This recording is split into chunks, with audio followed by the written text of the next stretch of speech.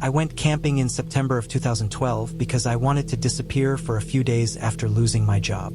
The layoff had been sudden and clean, like a door closing without warning. I did not tell friends where I was going. I did not post anything online.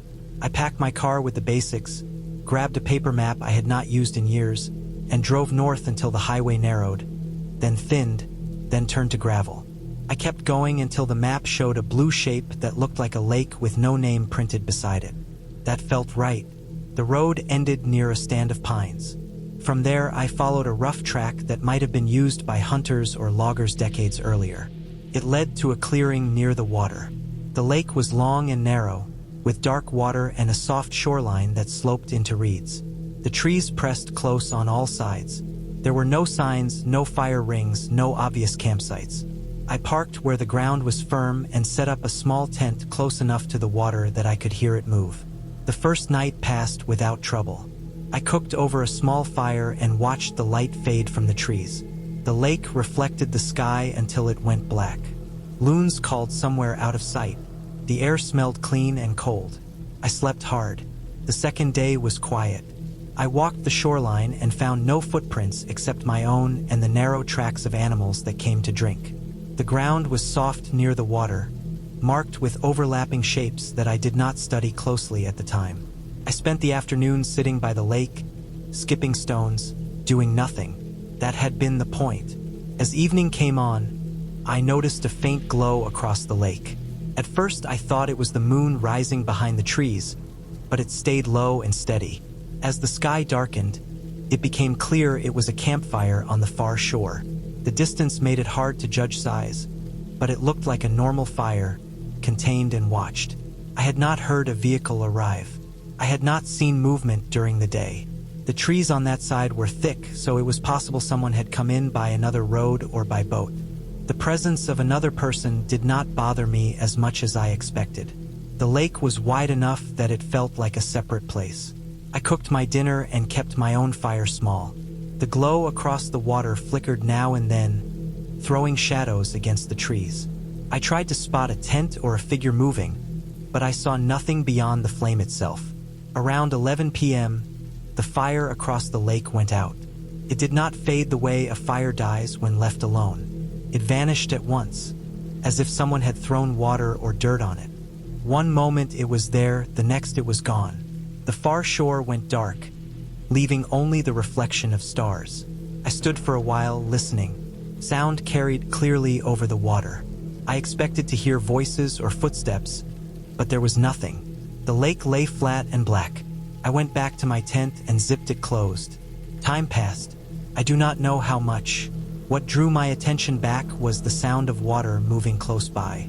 It was not the gentle lapping I had heard the night before. This was slower, heavier, like something stepping through the shallows with care. Each movement displaced water in a way that made a low, hollow splash. It stayed near the edge of my camp, just out of sight from where I lay. I waited for the sound to resolve into something familiar. A beaver slap, a deer crossing. It did not. The splashing moved parallel to the shore, then stopped. I held my breath and listened. The night smelled of damp leaves and cold water. The sound resumed, closer now, then paused again. Whatever it was did not come fully onto land. It stayed in the water, shifting weight, making small adjustments. I did not turn on my light. I did not unzip the tent. I lay still until the sound faded back into the lake. Sleep came in short stretches after that, broken by the urge to listen. Morning arrived gray and thin. Mist hung over the water. I stepped out of the tent and scanned the far shore. There was no sign of the other camp.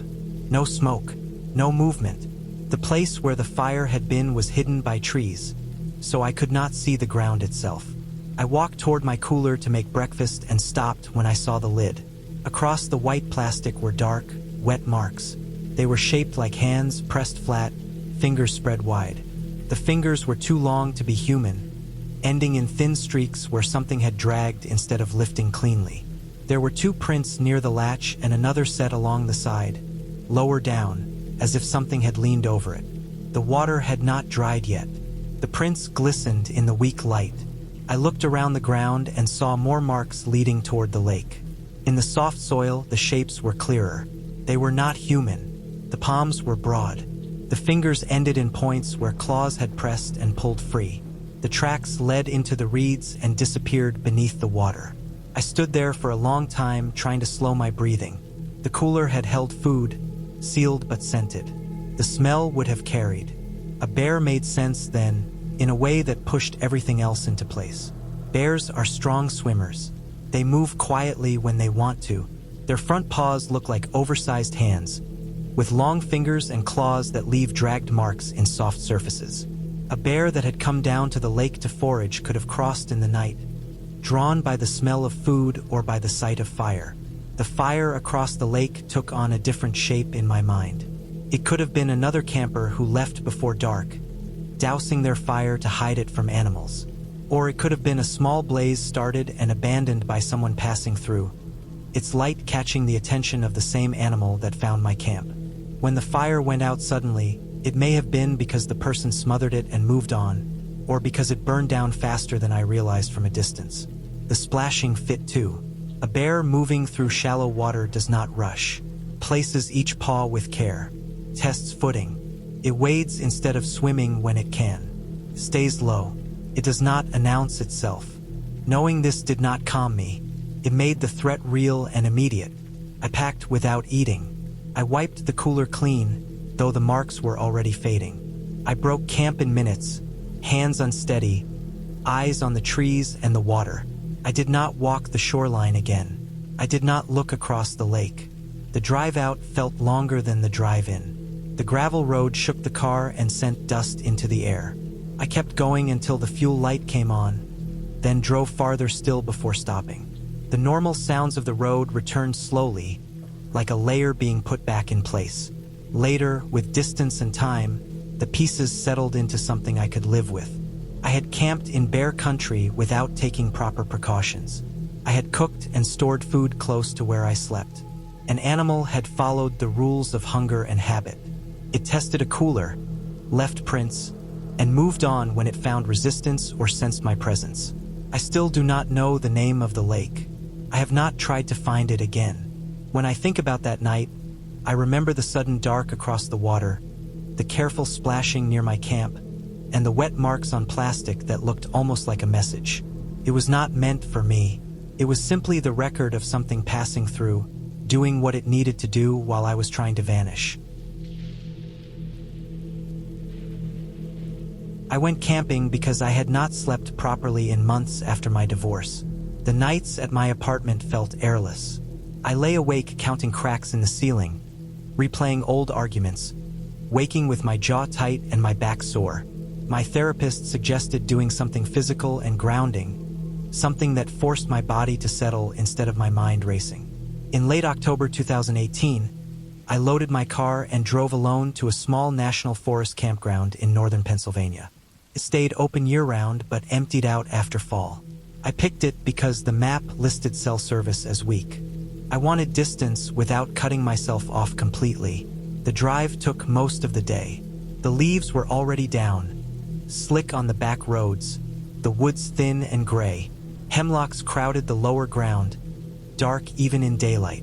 The campground sat in a shallow bowl near a slow creek. Only 2 other sites were occupied, both far from mine, and neither showed signs of recent use beyond tire tracks. The bathhouse was locked for the season. A metal board listed rules and a number for emergencies, faded and curled at the edges. I set up my tent in the late afternoon. The ground was hard with cold, but flat. I parked close, cooked a simple meal, and sat watching the light drain from the trees. The quiet felt heavy but clean. Wind moved through the hemlocks in long breaths. Needles whispered and stopped. No traffic noise reached that low. When darkness came, it came fast. I slept better at first than I had in months. Not deeply, but enough. I woke once before midnight to use the bathroom and noticed how complete the dark felt. The beam of my headlamp ended in a wall of trunks. I remember thinking that the place did what I had hoped, to shut everything else out. Around 2:10 a.m., I woke because the ground near my tent vibrated slightly. It was not a sound that pulled me up, It was pressure, a low tremor that traveled through the pad and into my chest. I held my breath, waiting for a noise to follow. Nothing came. No footsteps. No snapping branches. The wind had stopped. The hemlocks stood still. I lay there telling myself it was a deer. The area had plenty of them. They moved quietly. They shifted their weight. Then the vibration came again, closer, slow and deliberate. It did not thud or scuff. It felt like something heavy easing down, testing balance, then easing up again. The pattern repeated, moving around the tent in a wide arc. The fabric did not brush. No breath touched the walls, just the pressure through the ground. I reached for my headlamp but did not turn it on. Light felt like a mistake. I tried to listen for the scrape of hooves or the crack of a branch. There was nothing. The circle continued, steady, unhurried. At one point the vibration stopped directly behind my head, close enough that the ground felt firm under me, like a hand pressing down. My heart pounded so hard it hurt. I stayed still until the pressure eased away and did not return. I did not sleep after that. Dawn took a long time to arrive. When it did, it came gray and thin. By morning, my campsite looked untouched except for one thing. My cooler sat 3 feet from where I had left it. It had not tipped. The lid was still latched. The dirt beneath it was smoothed flat, packed down, as if something had knelt there for a long time. There were no clear footprints around it. The ground was hard and dry, and whatever marks might have existed had been brushed away. I stood there shaking, cold and tired. I packed quickly. I did not eat. I loaded the car and left before breakfast. For a long time after, that was the end of it in my mind. I did not sleep in a tent again for years. I told myself it was a bear. Black bears were common in that forest. They were careful when food was involved. They could move a cooler without tipping it. They could circle quietly. The explanation fit if I did not look too closely. But it never sat right. Bears made noise. They breathed. They brushed against things.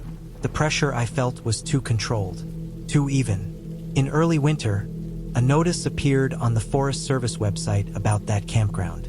It mentioned unauthorized overnight use by individuals not registered, issues with food theft, and a recommendation to avoid camping alone during the off-season. I read more. Local news picked it up. A man had been arrested a few weeks after my trip. He had been living in the woods near that campground for months, moving between sites, avoiding contact. He stole food from coolers and cars. He approached tents at night when people slept, checking for supplies. He wore soft shoes or went barefoot to avoid sound. He crouched low to keep his profile small. The details lined up in a way that made my stomach drop. The circling, the careful movement, the lack of noise. The cooler moved without tipping, set down gently so it would not clatter. The smooth dirt where he had knelt to work the latch in the dark. The pressure through the ground as he shifted his weight, testing how close he could get without waking me fully. I learned he targeted late fall because fewer people were around and rangers came through less often. He avoided camps with dogs or multiple vehicles. He left no clear tracks. He had been confronted once when someone woke up and turned on a light. He ran then, leaving food behind. No one was hurt, but the report noted how close he came to occupied tents. I sat at my kitchen table reading that article, the heater clicking on and off, and felt the delayed rush of fear hit all at once. The night replayed with new clarity. The pressure had not been an animal deciding whether to investigate. It had been a person deciding whether to reach out. I understood then why my body had known before my mind did. The ground had carried information my ears could not. The explanation closed the loop in a way nothing else had. There was no mystery left, just a narrow miss. I still camp now, but not alone, and not in places that empty out completely. I sleep lighter than I used to, but I sleep. When I think back to that night, it no longer loops endlessly. It ends where it should, with a clear reason and a clear line drawn between what happened and what did not. In May of 2015, I was driving west for a short construction job outside Bakersfield. I had taken the long way to save on gas, and I planned to sleep in the desert for a night to avoid paying for a motel. I had done it before. I knew the Mojave well enough to respect it but not fear it.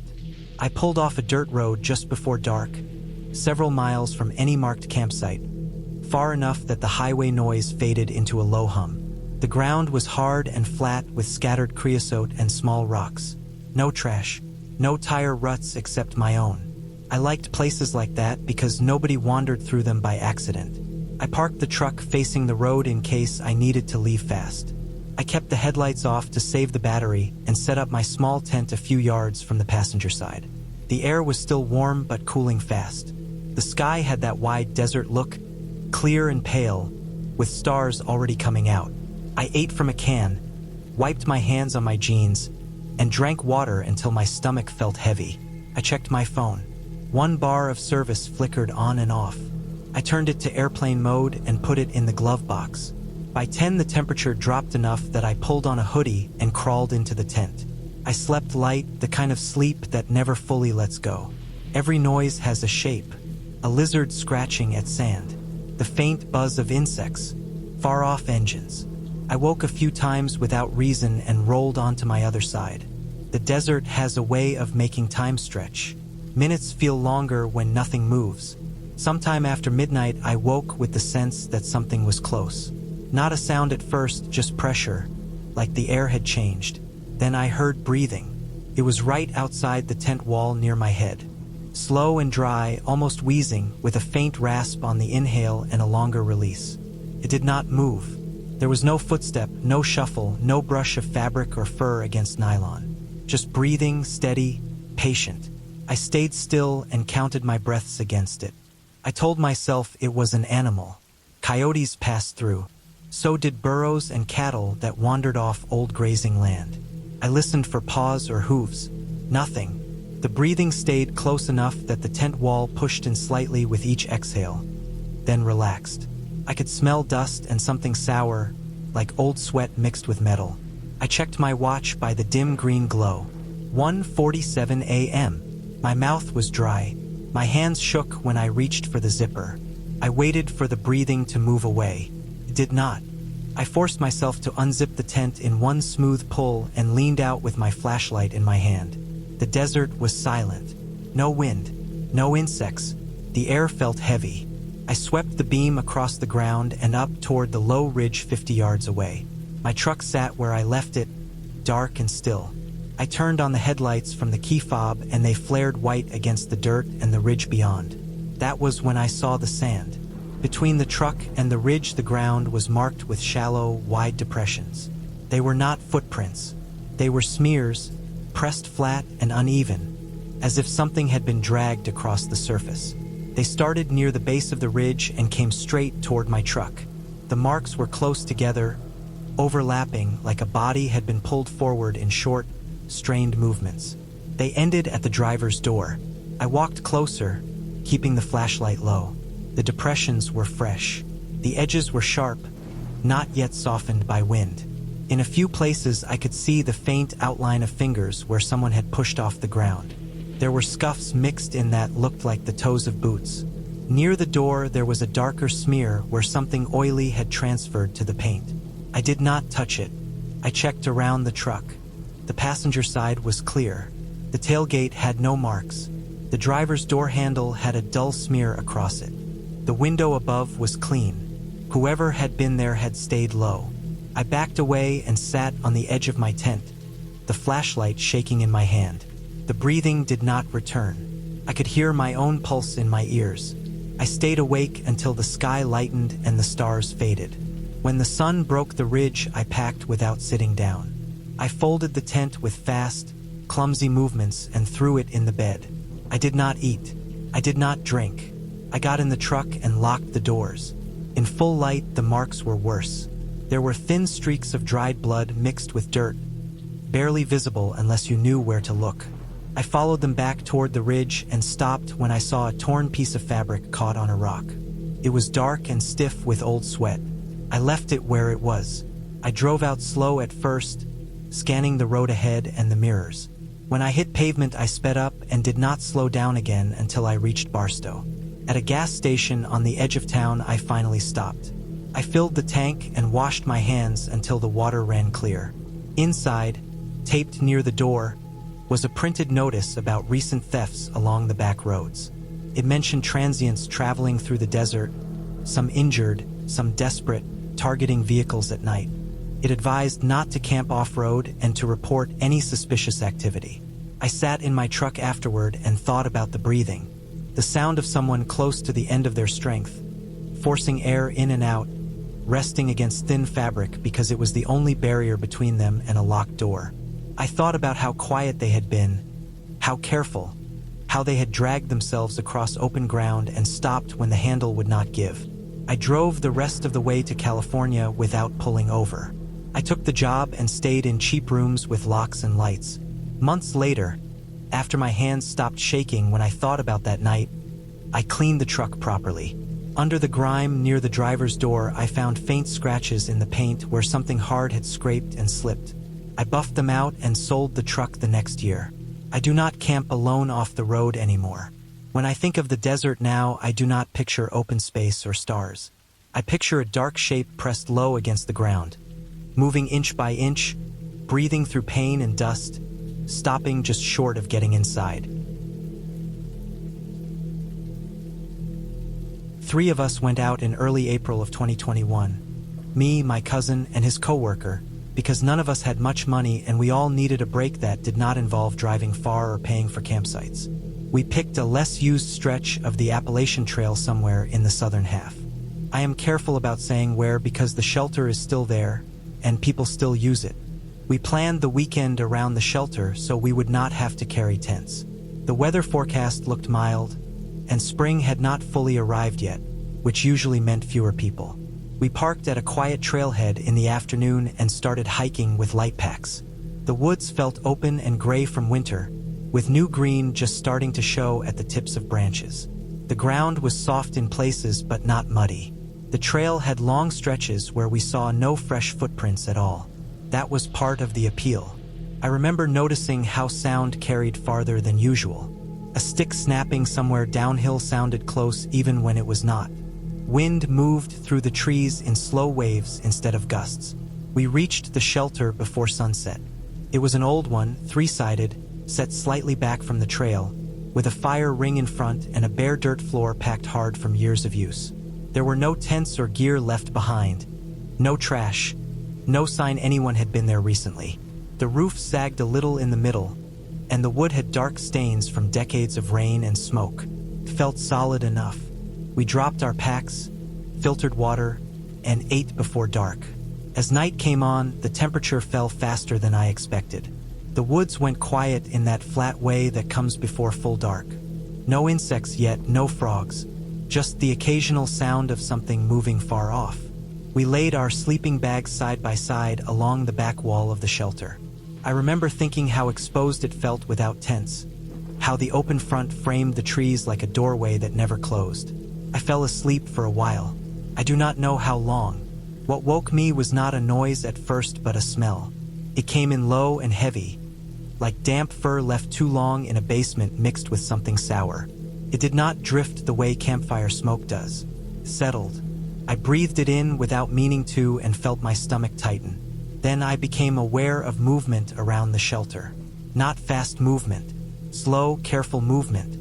Whatever it was stayed just outside the edge of the fire ring. I listened for the sound of leaves or sticks breaking, but there was none. The ground around the shelter was covered in leaf litter, but the steps avoided it somehow, or placed weight in a way that did not crack or crunch. I lay still and paid attention to everything. The smell got stronger. It was close enough that it felt like it was coming from beneath the shelter itself. The movement circled once, then again, steady and patient. I could hear breathing, low and rough, not panting, just slow pulls of air. It did not sound like a deer. It sounded heavier. Scratching started along the outer edge of the shelter floor. Not hard, not frantic. It was the sound of something testing the wood, running nails or claws along the boards, stopping, starting again. Each scratch was deliberate. The wood vibrated faintly under my bag. Time stretched out. I checked my phone without turning on the flashlight. The screen said just after midnight. I did not move after that. The scratching shifted to another side of the shelter. The smell followed it. The breathing stayed close. At some point, the movement stopped. For a few minutes, there was nothing but the sound of the woods settling. Then weight came down on the roof. The shelter creaked under it. Dust drifted down from the rafters and landed on my bag and face. The breathing was directly above us now, loud enough that I could feel it in the wood. Each breath caused a faint shudder, like someone leaning their full weight down and then easing off. I checked the time again later.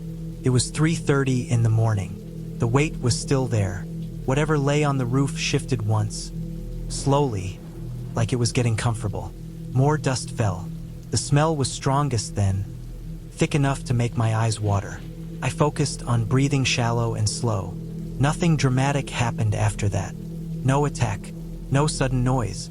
Just hours of waiting while something heavy rested above us, breathing, occasionally dragging across the roof with a dull scrape. When the sky finally started to lighten, the weight lifted. The roof rose back to its normal shape with a groan. The breathing moved away, circling once more before fading into the trees. When daylight was strong enough to see, we got up and stepped outside. The woods looked normal.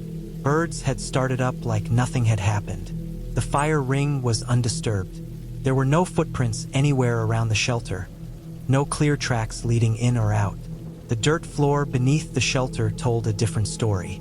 Along the front edge, long scrape marks ran through the packed soil, deep and parallel, as if something tall had leaned there for hours, shifting its weight back and forth.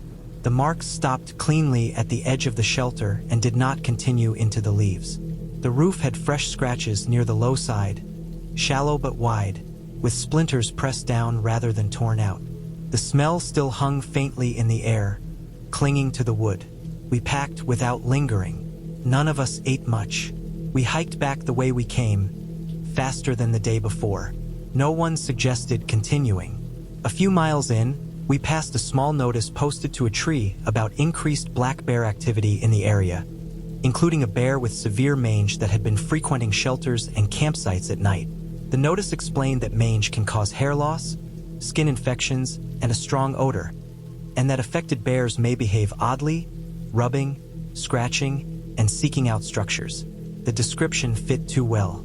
The smell, the scratching, the careful movement, the weight on the roof. A bear with patchy fur and irritated skin would move slowly, avoid painful steps, and press against wood to relieve the itch. A bear used to shelters would know how to move around them without making noise. Understanding it did not make the memory easier to carry. It only gave it edges. We finished the hike back to the car and drove away without stopping. None of us planned another trip together after that.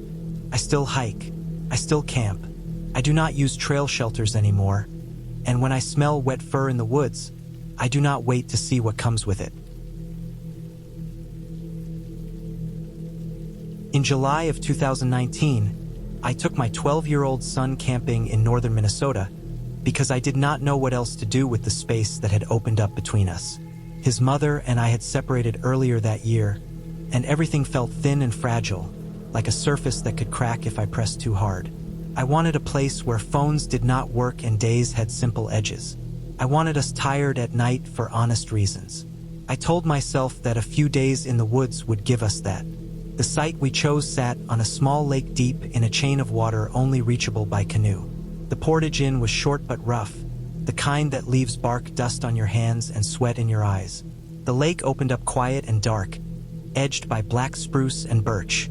Our campsite was a small clearing with a fire ring and a narrow strip of mud where the canoe slid in. There were no other sites in sight. The water held the sky like glass. We set up before evening. The air was thick with summer, but the shade off the lake stayed cool. I noticed how sound carried. Paddle drip echoed. A bird call bounced and returned softer. My son seemed lighter there, moving fast, skipping stones, pulling at reeds. I watched him and felt something loosen in my chest. Night came slow. The lake went flat. Insects rose and fell in waves. We cooked and cleaned and crawled into the tent. I lay awake longer than I should have, listening to the small sounds of water and leaves, letting my thoughts circle and then settle. Sometime after dark, movement started on the far shore. It was faint at first, just a sense of something changing the sound of the water there. Then it became clear as pacing. Back and forth along the opposite bank, steady and measured. Not crashing brush. Not random steps. The pace stayed the same, a length covered, a pause, then back again. I tried to place it. Bears move with a sway and stop to sniff. Deer dart and freeze. This was neither. The sound rose and fell with the rhythm of steps that stayed tall, weight shifting high rather than low. The water lapped around ankles or knees, shallow enough to keep moving without splashing much. It went on for a long time. The lake acted like a bowl, carrying every detail. I could tell when the steps turned. I could hear the wet pull as something lifted out of mud and set down again. I told myself it was a moose, even though the cadence did not match the few I had heard before. Moose are heavy. Their steps come with a drag and a pause that felt different. This was smoother, more even. Hours passed that way. The pacing never broke. No approach, no retreat, just the same stretch of shoreline claimed and walked. My son slept through most of it, breathing slow. I lay still and counted the turns until counting lost meaning. At around 2:40 in the morning, the pacing stopped. The quiet that followed felt tight, like a held breath. Then a sound tore across the water that raised every hair on my arms. It was not a howl, not a bark, not the loon's laugh or wail I knew well. It sounded like air forced through a long throat, strained and raw, rising and falling without pattern. It held for seconds that felt longer, then cut off hard. The lake swallowed the echo. Nothing followed. No splash, no movement, just the insects starting up again as if a switch had been flipped. I did not sleep after that. Dawn came pale and low. The far shore looked empty, ordinary. No broken brush, no sign of life. I told myself daylight would make sense of it. Daylight always does. When we stepped out, the lake lay calm. Mist hugged the water. We went down to the canoe to wash up. That was when I saw the mud. The strip where we had landed the canoe had been disturbed. The smooth surface we left the night before was cut with impressions that ran parallel to the water. They were deep and narrow, pressed long into the mud. Each looked almost like a barefoot step, heel to toe but stretched, the front drawn out into an oval that ended in 2 faint points. The length was wrong for a human foot, longer than mine, longer than anyone I knew. The spacing between them was too even, too measured, like the pacing across the lake.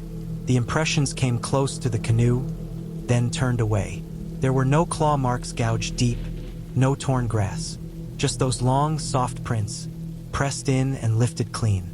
I felt my mouth go dry. I scanned the trees and the water, looking for any other sign. Nothing moved. The forest stood still. We packed fast. I kept my hands busy. The explanation started forming as I worked because it had to. Northern Minnesota holds animals that sound wrong when you are not ready for them. Wolves scream when injured or separated, a sound that can carry and bend in ways that feel human. A large wolf with a damaged paw could pace a shoreline for hours, keeping to shallow water to ease pressure, moving upright enough to change the sound. Wolves place their hind feet into their front tracks, stretching prints long in soft mud, making shapes that look almost like bare feet when the edges blur. The 2 faint points could be claws barely touching, softened by water. The scream fit too once I let it. Not a call meant for us, but for others that did not answer. Air forced through a long throat, shaped by pain and distance. The steadiness of the pacing made sense as territory checked and rechecked. A boundary walked because it had to be. By the time we loaded the canoe, my hands had stopped shaking. The lake looked like a lake again. Ordinary. The far shore stayed empty. We paddled out under a rising sun. The water caught the light and broke it into pieces. I did not point anything out. I did not ask questions. I focused on the stroke and the sound of it entering and leaving the water. Years later, the details remain sharp. My son never talked about that night. He never asked to camp again. He grew older and chose other ways to spend his time outdoors, closer to people and lights. I do not blame him. When I think back, I do not picture a thing standing there watching us. I picture a wounded animal doing what it knew, walking a line until it could not anymore, calling out into a place that did not answer. That understanding does not soften the memory. It gives it shape. The woods did not turn against us. They simply did not include us. 5 of us went camping in August of 2016 near an abandoned quarry outside a small town in the Midwest because none of us were thinking very far ahead. We were all in our early 20s, bored, short on money, and convinced that anything labeled abandoned was automatically ours to use for a night. The plan was simple: drive out late, drink too much, make noise, sleep wherever we fell, and leave before morning heat set in. We did not bring proper gear. No lanterns, no extra food, 1 tent between us, patched and old, and a couple of thin sleeping bags that smelled like mildew and smoke. The quarry sat a few miles outside town, down a road that turned to broken pavement and then gravel. We parked near a rusted gate that had been pushed open and walked our gear in. The quarry itself was a wide bowl carved into pale stone, with sheer walls on one side and a long slope of dirt and weeds on the other. Rainwater had pooled at the bottom, forming a dark lake that looked deeper than it probably was. Trees had grown up around the edges, tall enough to hide the town lights. The place felt cut off in a way that made us louder than usual, like the sound could not escape. We drank fast. Someone brought cheap speakers. Music echoed off the rock walls and came back warped and hollow. We laughed too hard and tripped over rocks and each other. I remember thinking the place smelled wrong, like wet stone and old metal, but I ignored it. The night was warm. The sky was clear. Nothing felt threatening. At some point, the energy burned out. People slumped where they sat. 2 of us crawled into the tent. The rest stayed outside on blankets or bare ground. I lay down on my back and watched the stars slide as my head spun.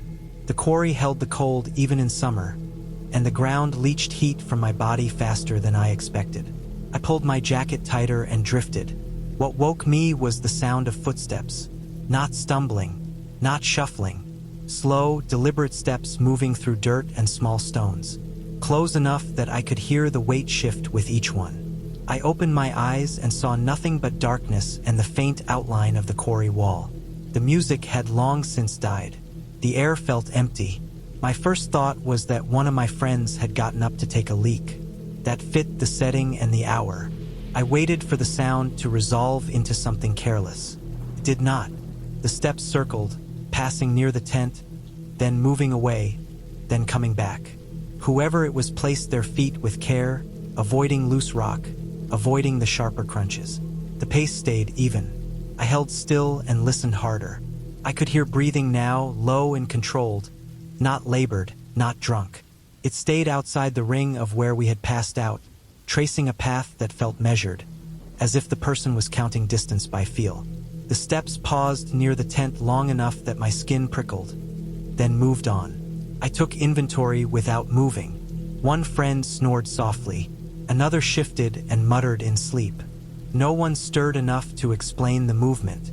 The tent fabric lay slack and still. No shadow crossed it. Time stretched. The steps completed another slow circuit. The quarry amplified the sound just enough to make it hard to tell exact position. I imagined a shape just beyond the edge of vision, head tilted, listening to us breathe. The thought made my throat tighten. I considered calling out, then rejected it. I did not know why, but the idea of announcing myself felt wrong, like it would change the rules of whatever was happening. I kept my breathing shallow and steady. The steps stopped again near the tent. I heard a faint scrape, metal against fabric or stone. It was quick and controlled, not the noise of someone fumbling. Then the steps moved off, slower now, retreating toward the darker end of the quarry. Eventually they faded into nothing. I did not sleep after that. I watched the sky lighten by degrees, every sense tuned for a return. Dawn came thin and gray, washing the quarry walls in flat light. Birds started up in the trees. The place looked harmless again, stripped of depth. As people woke, the night dissolved into fragments. Headaches, dry mouths, groans. We gathered ourselves, laughing weakly at how rough we felt. I stood and stretched and finally let myself move. The tent was what caught my eye. One side sagged differently than it should have. When I walked closer, the reason became clear. A long, clean cut ran along the fabric, starting near the base and rising at an angle toward the middle. The edges were neat, not torn, not jagged. Whatever made it had been sharp and controlled. The cut stopped short of where someone's head would have been inside. Nothing was missing. Phones lay where they had been dropped. Wallets sat untouched. The cooler still held warm beer. The cut had not been made to steal. It had been made to open, to see, or to prove something. We searched the ground around us. The quarry floor was hard-packed in places and loose in others. There were no clear footprints, no tire tracks, no cigarette butts or trash that did not belong to us. The rusted gate stood as it had the night before.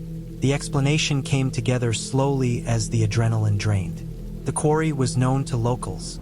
Abandoned did not mean unused. Kids came out to drink. So did people with less harmless reasons. Someone could have heard the music from the road and walked in to check it out. Someone sober, carrying a knife, curious or bored or worse. The careful steps fit someone who did not want to announce themselves. The cut fit someone testing boundaries, seeing how far they could go without waking anyone. The fact that nothing else happened mattered. It meant the person chose to leave. They got what they wanted, whether that was a look inside the tent or the knowledge that they could have done more. The thought sat heavy in my chest. We packed fast and left without the jokes we had arrived with. The drive back felt longer than it should have. Sunlight filled the car, but it did not shake the image of those steps moving just beyond sight. Years later, I can explain it without reaching for anything unreal. It was a person, flesh and bone, standing close enough to hear us breathe, deciding what to do. That is what stays with me, not the cut fabric or the empty quarry, but the quiet choice made in the dark.